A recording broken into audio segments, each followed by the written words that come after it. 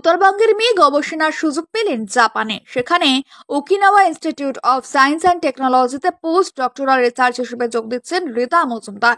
থাকবেন প্রশান্ত মহাসাগরের তীরের ওই দ্বীপভূমিতে।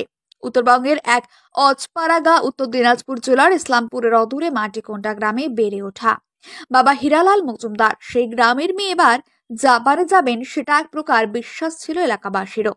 তাই জাপানে যাবার আগে মেধাবী ছাত্রী জানিয়ে গেলেন, ইচ্ছা শক্তি থাকলে সবকিছুই সম্ভব। আমি চাইবো বিশেষ করে ছেলে মেয়ে সবাই যাতে লক্ষ্য ঠিক রেখে এগিয়ে আসে।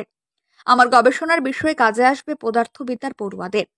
জাপান সহ বহির্বিশ্বের জন্য মঙ্গল হবে এই গবেষণায়। এজন্য শুরু থেকেই লক্ষ্য পূরণের জন্য চেষ্টা করতে হবে। চেষ্টা থাকলে অবশ্যই ডাক পাওয়া যায়। জাপানের Okinawa institute of science and টেকনোলজিতে এই মাসের মাঝামাঝি সময়ে যোগ দেবেন রীতা। ইতিমধ্যে জাপানের ভিসা ও প্রতিষ্ঠান থেকে প্রয়োজনীয় ছাড়পত্র চলে এসেছে। রীতার বইপত্র থেকে ব্যবহারের জিনিসপত্র সমস্ত কিছু জাপান থেকেই নিয়ে যাওয়ার জন্য এসেছে। বরাবরই মেধাবী রীতা।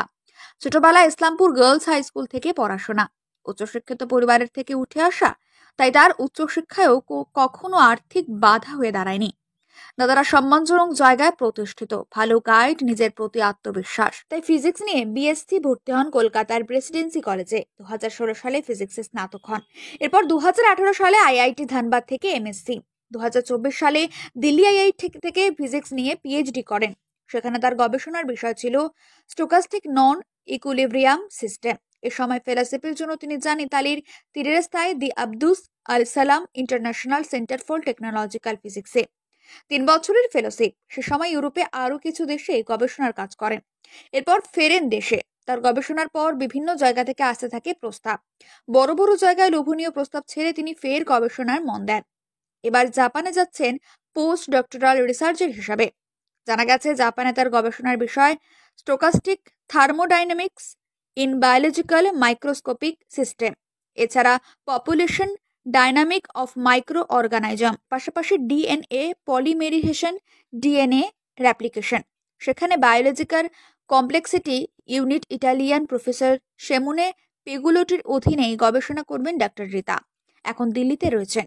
আগামী 14 ফেব্রুয়ারি তিনি উড়ে যাবেন সূর্যোদয়ের দেশে। জাপানের বিজ্ঞান প্রযুক্তি এবং অর্থনৈতিক উন্নতি নিয়ে সম্পর্কে মানুষকে বলার নতুন কিছু নেই। স্বপ্ন তাকে মানুষের জাপানে যাওয়ার।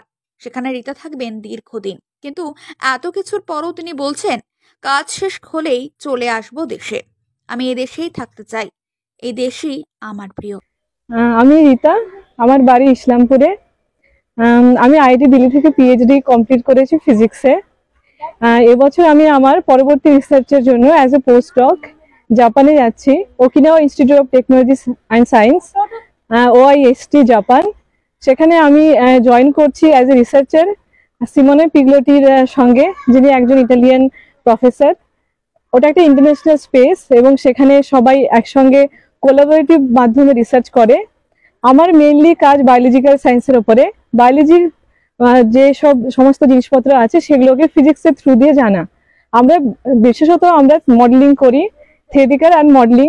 তো সেখানে আমাদের ইউনিটে একজন এক্সপেরিমেন্টালিস্ট আছে যে সমস্ত রকম এক্সপেরিমেন্ট করে এবং তারপরে আমরা থিওরির থ্রু দিয়ে সেগুলোকে ভেরিফাই করার চেষ্টা করি।